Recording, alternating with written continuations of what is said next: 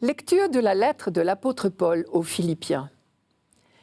Le Christ Jésus, lui qui était dans la condition de Dieu, n'a pas jugé bon de revendiquer son droit d'être traité à l'égal de Dieu.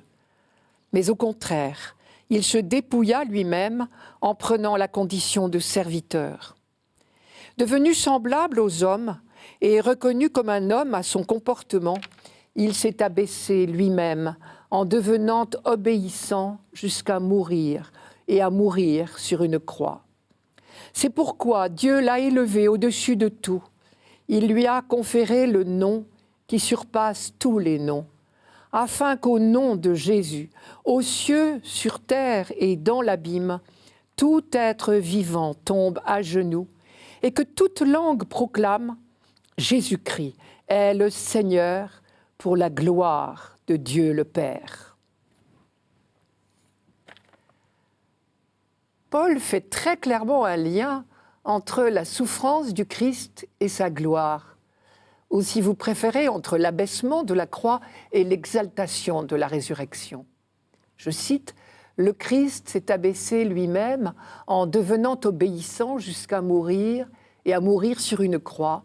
C'est pourquoi Dieu l'a élevé au-dessus de tout. » C'est pourquoi dit bien qu'il y a un lien très fort. Le problème est de savoir comment. Une chose est sûre, il ne faut à aucun prix lire ces phrases de Paul en termes de récompense. Comme si le schéma était « Jésus s'est admirablement comporté et donc il a reçu une récompense admirable ».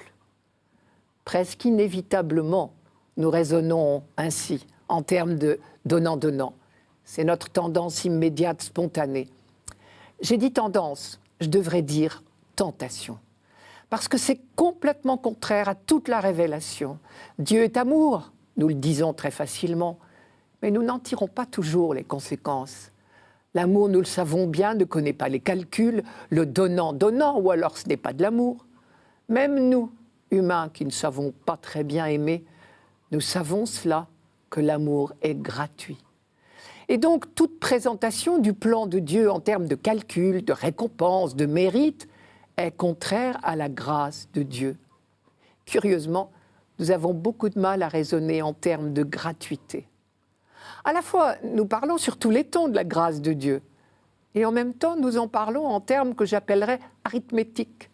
Nous sommes toujours tentés de parler de mérite. Mais la merveille de l'amour de Dieu, c'est qu'il n'attend pas nos mérites pour nous combler. C'est en tout cas ce que les hommes de la Bible ont peu à peu découvert. La grâce, comme son nom l'indique, est gratuite. Chaque fois que nous parlons en termes de donnant-donnant, nous défigurons Dieu. Et donc, si comme nous dit Paul, Jésus a beaucoup souffert puis a été glorifié, ce n'est pas parce qu'en souffrant, il aurait accumulé suffisamment de mérite pour acquérir le droit d'être récompensé. Donc je crois que pour être fidèle à ce texte, il faut le lire en termes de gratuité. Pour Paul, c'est une évidence que le don de Dieu est gratuit, une évidence qui est sous-jacente à toutes ses lettres, parce qu'il l'a expérimenté lui-même. C'est une évidence telle qu'il ne la reprécise pas. Je reprends le texte. Le Christ Jésus, lui qui était dans la condition de Dieu, n'a pas jugé bon de revendiquer son droit d'être traité à l'égal de Dieu. Il est clair que Paul fait ici allusion à quelqu'un d'autre, qui lui a revendiqué d'être traité à l'égal de Dieu. Évidemment, c'est à Adam et Ève que Paul pense.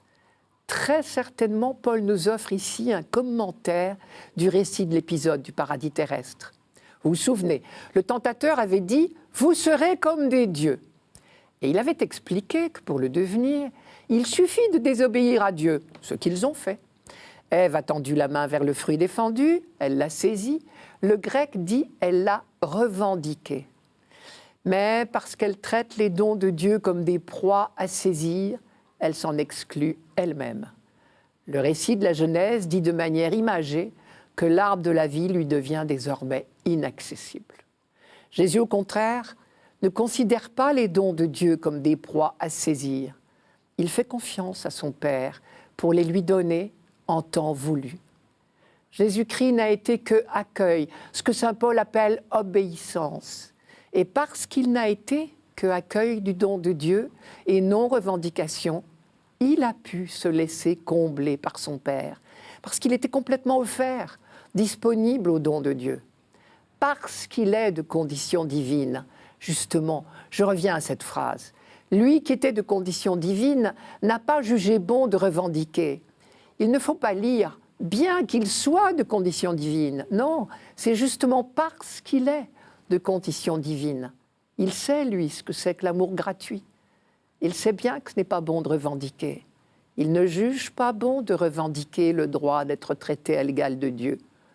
Et pourtant, c'est bien cela que Dieu veut nous donner comme un cadeau. Parce que le projet de Dieu, son dessein bienveillant, comme dit Paul, c'est vraiment cela. Nous faire entrer dans son intimité, dans son bonheur, son amour parfait. En un mot, nous traiter comme des dieux. Ce projet est absolument gratuit, ce qui évidemment n'a rien d'étonnant, puisque c'est un projet d'amour. Ce don de Dieu, cette entrée dans sa vie divine, il nous suffit de l'accueillir avec émerveillement. J'ai envie de dire, tout simplement. Pas question de le mériter, c'est cadeau, si j'ose dire. Être traité à l'égal de Dieu, c'est donc bien ce que Dieu compte faire. Et c'est bien cela qui est donné à Jésus en définitive. Paul nous dit qu'il reçoit le nom qui est au-dessus de tout nom, le nom de Seigneur. C'est le nom de Dieu. Dire de Jésus qu'il est Seigneur, c'est dire qu'il est Dieu. Dans l'Ancien Testament, le titre de Seigneur était réservé à Dieu. La génuflexion aussi d'ailleurs.